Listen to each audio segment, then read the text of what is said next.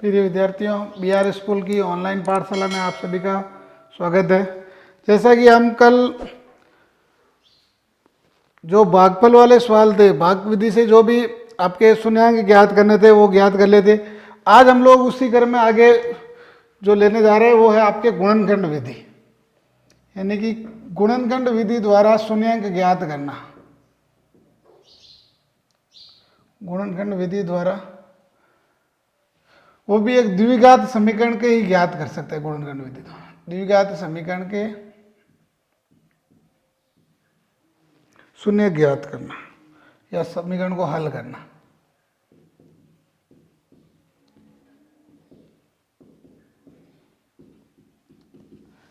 अब देखो गुणनखंड विधि हमने एक क्वेश्चन कल किया था ऐसा, तो उसी तरीके से गुणनखंड विधि द्वारा द्विघात समीकरणों के शून्य ज्ञात करने का बोलेगा या हल करने का बोलेगा या फिर x का मान ज्ञात करने का बोलेगा, तो वह तीनों सेम ही है। अब गुणनखंड विधि में करना क्या, आपको एक द्विघात समीकरण दे रखा होगा, वो इस तरीके का होगा ax square plus bx plus c बराबर 0।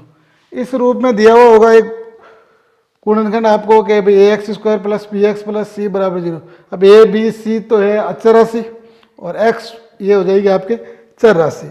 इसमें हमेशा ध्यान रखना द्विघात समीकरण, सबसे पहले तो आपको पूछेगा क्या ये द्विघात समीकरण है या नहीं है, जांच करने का पूछेगा। जांच करके ये बताना उस समीकरण को पूरे कंप्लीट एक एक अलग अलग पद के रूप में लिख के देखो। यदि उसमें अधिकतम घात दो ही है तो वो घात कैसा हो जाएगा, द्विघात बहुपद। यदि उसमें अधिकतम घात 2 से कम है तो भी द्विघात नहीं होगा, 2 से अधिक है तो भी द्विघात नहीं होगा।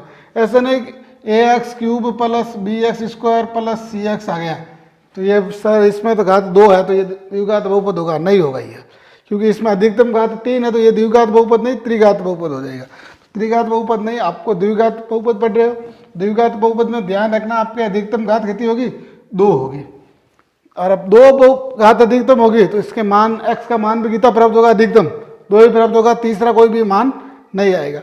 अब इसको सरल करने के लिए हम क्या करेंगे, इस द्विघात बहुपद को सरल करने के लिए हम इस bx के 2 अलग अलग भाग करेंगे।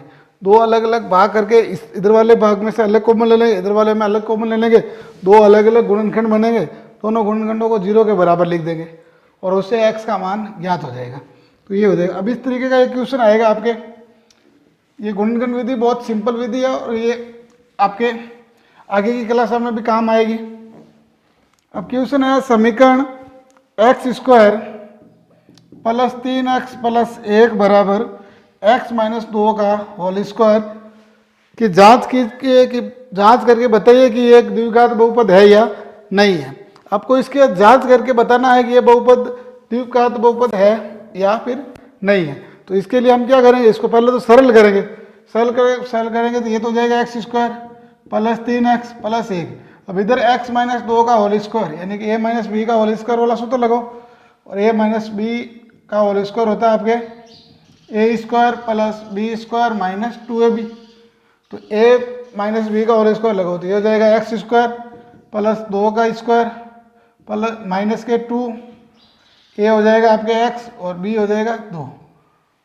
तो इधर तो हो जाएगा x square plus 3x plus 1, ये हो जाएगा x स्क्वायर, ये हो जाएंगे 4 और ये हो जाएंगे माइनस के 4x। अब इस सब का एक तरफ लेके आओ, सबको एक तरफ लेके आएंगे तो ये x square plus 3x plus 1, ये x स्क्वायर इधर आएगा तो माइनस का x स्क्वायर, ये 4 इधर आएगा तो माइनस के 4, ये प्लस के 4x बराबर 0। देखो x स्क्वायर से x स्क्वायर हो जाएगा कैंसिल, 3x और 4x जुड़ के हो जाएंगे 7x, प्लस का 1 माइनस के 4 हो जाएंगे माइनस के 3 बराबर 0। अब इस बहुपद की अधिकतम घात कितनी है, चर की घात अधिकतम घात 1 है तो इस बहुपद की घात कितनी हो जाएगी 1, तो द्विघात बहुपद नहीं है, यह द्विघात बहुपद नहीं है। ये हो गया आप। अब इसी तरीके का क्वेश्चन आएगा कि पता करना आपको ये द्विघात बहुपद है या नहीं है पहले तो। अब यदि द्विघात बहुपद है तो उसको आगे सरल करना। तो सरल करने के लिए गुणनखंड विधि है, तो गुणनखंड विधि वाले सवाल करते हैं।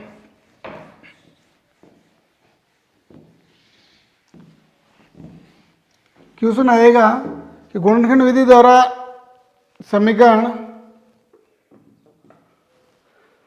2x² प्लस नहीं माइनस के 5x प्लस 3 बराबर 0 को हल कीजिए या इनके शून्य ज्ञात कीजिए। तो अब आपके पास क्वेश्चन आ गया 2x² माइनस 5x प्लस 3 बराबर 0 को हल करना। अब हल करना है गुणनगण विधि से। अब अलग अलग विधि आएगी, एक आपके गुणनगण विधि है, एक आपके पूर्ण वर्ग बनाकर हल करने की विधि है, और एक है आपके श्रीधर आचार्य विधि। तो आज हम लोग पहले गुणनगण विधि से करते हैं, अगले बार हम पूर्ण वर्ग से करेंगे, उससे आगे हम करेंगे श्रीधर आचार्य से। तो अब सबसे पहले हम 2x² माइनस 5x प्लस 3 इसको करते हैं हम गुणनगण विधि से सर।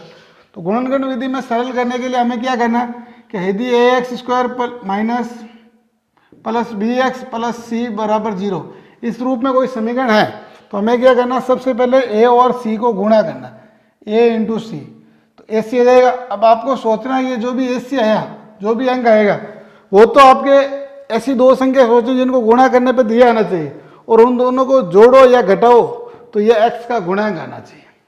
वापस देख लो, यदि अचर पद और x² का गुणांक को दोनों को गुणा करेंगे तो आपकी जो संख्या आएगी वो संख्या ऐसी संख्या तो वो सोचनी है जिनके गुणा करने पर ये संख्या आनी चाहिए और जोड़ने या घटाने पर ये आनी चाहिए। अब जोड़ना और घटाना ये कहाँ से पता चलेगा?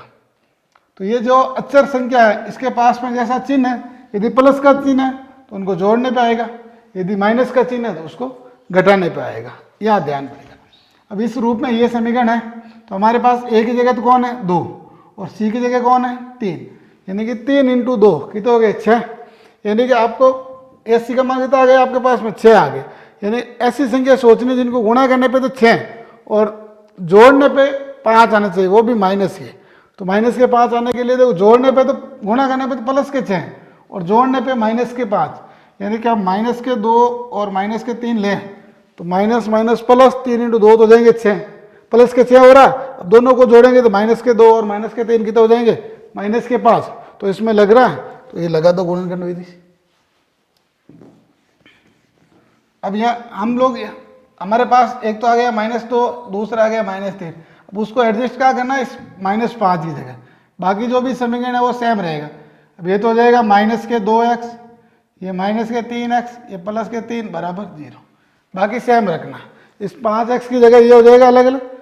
अब देखो इधर, अब देखो इन दोनों में से कॉमन कौन आ रहा है 2x, इसमें भी 2 है, इसमें भी 2, इसमें भी x है, इसमें भी x है, तो 2x कॉमन आ गया। तो यहाँ क्या बच गया x माइनस, यहाँ कुछ नहीं बचा तो कितना बच गया 1। तो इन दोनों में से कौन कॉमन आ रहा है 3, लेकिन यहाँ माइनस है तो माइनस के 3 कॉमन ले लो, तो यहाँ कितना बचेगा x, और ये माइनस कॉमन आ गया तो प्लस, यानी चिन्ह चेंज हो जाएंगे तो ये प्लस हो जाएगा माइनस का, और यहाँ 3 हत्ते कॉमन आ गए तो पीछे बच गया 1 बराबर हो जाएगा 0। अब देखो x माइनस 1 इसमें भी है, x माइनस 1 इसमें भी है, दोनों में से हम क्या कॉमन लेंगे x माइनस 1, तो ये हो जाएगा x माइनस 1, यहाँ कितना बचेगा 2x माइनस के यहाँ कितना बचेगा 3 बराबर 0। तो यहाँ से x माइनस 1 दोनों में से कॉमन आ गया, यहाँ 2x बच गए, यहाँ माइनस के 3 बराबर 0। अब देखो दो कोई भी संख्या का गुणा यदि 0 है तो इसका मतलब या तो ये 0 होगी या फिर ये 0, दोनों में से कोई एक संख्या 0 होगी तभी उन दोनों संख्याओं का गुणा कितना होगा 0 होगा। तो या तो हो जाएगा x माइनस 1 बराबर 0 या फिर हो जाएगा 2x माइनस 3 बराबर 0। तो x माइनस 1 बराबर 0 है तो x का मान कितना जाएगा 1, या फिर यहाँ 2x बराबर हो जाएंगे 3 और 2x बराबर हो जाएंगे, x बराबर हो जाएगा 3/2। तो x का मान एक तो हो जाएगा 1 प्राप्त, दूसरा कितना हो जाएगा 3/2। तो ये दो मान प्राप्त हो गए। अब इस तरीके का एक क्वेश्चन और आता है सेम ही तरीके का, ये दो तरीके के क्वेश्चन आएंगे। ये तो आपको बोलेगा कि भाई इनको जांच करके बताइए द्विघात समीकरण है या नहीं है। अब और एक दूसरा आएगा इस द्विघात समीकरण को सरल करना। अब ऐसा एक क्वेश्चन और है, उसको भी हम सरल करते हैं। क्वेश्चन है आपके 4x² minus 4a² plus a⁴ minus b⁴ बराबर 0। अब इसमें कैसे करना, इसमें आपको चर तो x ही मानना है। क्या ये द्विघात है? तो यदि x चर है तो ये द्विघात है, यदि x चर नहीं है, a चर है या b चर है तब ये द्विघात समीकरण नहीं है। क्योंकि x चर है तो x की अधिकतम घात कितनी है 2, x को चर मान के ही इसको लेना है। प्रश्न में यही दे रखा है x को चर मान के देखना है आपको, इस समीकरण को सरल करना है। द्विघात समीकरण है, इसका मतलब तो x ही चर है। अब x चर है तो हमें क्या करना है, सबसे पहले इसको और इसको गुणा करना, यानी कि 4 इंटू a की घात 4 माइनस b की घात 4 को गुणा करना। इन दोनों को गुणा करेंगे दिया आएगा। अब ऐसी संख्या सोचनी है जिनको गुणा करने पे तो ये और जोड़ने पे माइनस के 4a² आने चाहिए। तो ऐसी कौन सी संख्या है? तो ऐसी संख्या लाने के लिए हम क्या करेंगे, अब हमारे पास कोई संख्या तो है नहीं, अब इन्हीं के गुणनखंड करके देखेंगे कि गुणा करने पे ये आता है कि नहीं आता है। तो मैं ऐसी एक संख्या तो ये हो जाएगी, इसको मैं ऐसे लिख सकता हूँ a² minus b² into a² plus b²। अब देखो इन दोनों को वापस गुणा करके देखो, तो हम लोग जो सर्व समीकरण थी हमारे a minus b into a plus b, ये सर्व समीकरण थी, इसको क्या लिखते थे हम a² माइनस b² लिखते। अब इस सर्व समीकरण को यहाँ लगा के देखो, देखो a माइनस बी यानी a की जगह कौन है आपके a² और b की जगह कौन है b²। a minus b a plus b, इसको वापस सॉल्व करेंगे तो a² माइनस b², a की जगह कौन है a², तो a² का स्क्वायर माइनस b की जगह कौन है b² तो b² का स्क्वायर। इसको वापस सरल करो तो a की घात 4 माइनस b की घात 4 आ रहा है। तो हमारे पास a की घात 4 माइनस b की घात 4 को हम लिख सकते हैं a² minus b² a² plus b², ये तो लिख दिया। अब हमें क्या लाना, मैं इसके पास भी 2 लिख दूं और इसके पास भी 2 लिख दूं, तो इन दोनों को गुणा करेंगे, इन दोनों को गुणा करेंगे तब तो ये आ जाएगा। क्या इन दोनों को जोड़ेंगे तो ये आएगा कि नहीं आएगा, वो जांच करके देखना। अब इन दोनों को गुणा करेंगे तो ये तो आएगा ही आएगा, क्योंकि 2 इंटू 2 4 हो जाएगा, इन दोनों को गुणा करते ये कोष्टक आ जाएगा। तो गुणा करने पे तो ये आ रहा है, क्या जोड़ने पे ये आता है कि नहीं आता देखो पहले। तो हम लोग इन दोनों को जोड़ेंगे तो 2a² minus b² plus 2a² plus b²। इनको जोड़ने के लिए क्या करेंगे, सबसे पहले 2 को इससे और इससे गुणा कर लो, तो 2a² ये हो जाएंगे माइनस के 2b² और ये हो जाएंगे 2a² प्लस 2b²। 2a² से 2a² क्या हो जाएगा, कैंसिल हो जाएगा। अब ये हो जाएगा 2 और 2 कितना हो जाएंगे 4a²।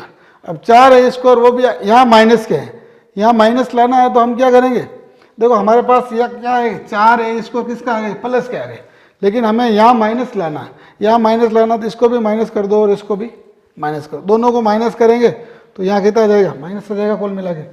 देखो वापस माइनस करके देखते हैं, यहाँ पे भी माइनस यहाँ पे भी माइनस, तो यहाँ माइनस हो जाएगा यहाँ माइनस हो जाएगा, इन दोनों को जोड़ो तो ये हो जाएंगे माइनस के 2a² माइनस माइनस प्लस के 2b², ये हो जाएंगे माइनस के 2a² प्लस माइनस हो जाएगा माइनस के 2b², प्लस के 2b² से माइनस के 2b² कैंसिल हो गए, तो माइनस के 2a² और माइनस के 2a² कितना हो जाएगा माइनस के 4a²। तो ये दोनों संख्या ले हैं तो इनको गुणा करने पर तो ये बन जाता है और इन दोनों को जोड़ेंगे तो ये बन जाएगा, तो इसकी जगह हम ये लिख सकता है।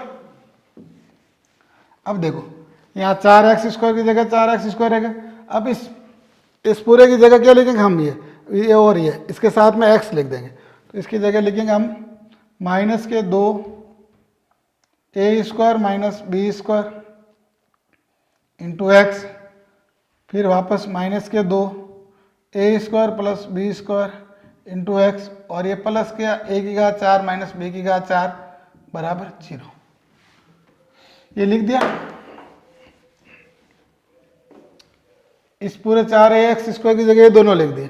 अब देखो एक लाइन और लिख देता हम पहले, 4x² minus 2a² minus b² into x minus के 2a² plus b² into x, plus इसको मैं ऐसे लिख दूं a² माइनस b² और a² प्लस b² बराबर क्या दे रहेगा आपको 0। अब देखो इन दोनों में से क्या कॉमन आ रहा, इन दोनों में से 2 कॉमन आ रहा और x कॉमन आ रहा, एक तो 2 कॉमन आ रहा एक x कॉमन आ रहा, तो यहाँ कितना बच जाएगा 2 बच जाएगा पीछे और x बच जाएगा, 2x बच जाएगा। और यहाँ देखो 2 कॉमन आ गया x कॉमन आएगा, तो पीछे क्या बच गया माइनस का a² माइनस b², ठीक है। अब इसी तरीके से इन दोनों में से क्या कॉमन आ रहा है, देखो 2 कॉमन आ रहा है नहीं आ रहा है, तो a² plus b² a² minus b² common आ रहा है, तो a² plus b² a² plus b² दोनों में, तो ये दोनों कॉमन आ जाएंगे। देखो माइनस मैंने कॉमन ले लिया तो यहाँ कितना बचेगा 2 और x, 2x बच गया, यहाँ देखो ये कॉमन आ गया तो पीछे क्या बच गया, माइनस का ए स्क्वायर माइनस बी स्क्वायर।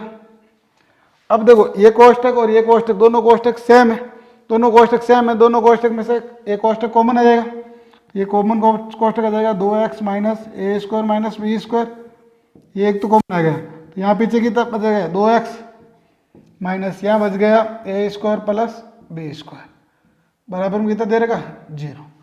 अब देखो इन दोनों का गुणा 0 है, इसका मतलब या तो ये 0 या फिर ये 0, तरीका वही है, या तो हो जाएगा 2x माइनस ए स्क्वायर माइनस बी स्क्वायर बराबर 0, या फिर हो जाएगा 2x माइनस ए स्क्वायर प्लस बी स्क्वायर बराबर 0। ये 0 है तब तो हो जाएगा 2x बराबर ए स्क्वायर माइनस बी स्क्वायर, क्योंकि ये माइनस का था उधर गया तो हो जाएगा प्लस का, और x बराबर कितना आ जाएगा ए स्क्वायर माइनस बी स्क्वायर बटे 2। ये 0 है तो ये हो जाएगा 2x बराबर ए स्क्वायर प्लस बी स्क्वायर, क्योंकि ये भी माइनस का था उधर जाते प्लस का हो गया, तो x बराबर आ जाएगा आपके ए स्क्वायर प्लस बी स्क्वायर बट्टे 2। तो ये दोनों x के मान आ गए, तो ये भी आपके गुणनखंड विधि से था। अब चर आ गया, कोई भी संख्या की जगह a b आ गया, उसमें भी ज़्यादा कुछ हार्ड नहीं है, सिंपल ही है, ये हो जाएगा। इस तरीके से गुणनखंड विधि आप कि जो भी किताब में क्वेश्चन दे रहे वो आप लोग जितने हो सके उतनी कोशिश करके सरल करें। सेम इसी तरीके के क्वेश्चन है, इससे ज़्यादा तरीका नहीं है, या तो इससे पीछे वाला सवाल है या फिर ये सवाल है। और जो होमवर्क दिया जाता है वो होमवर्क आप लोग करें।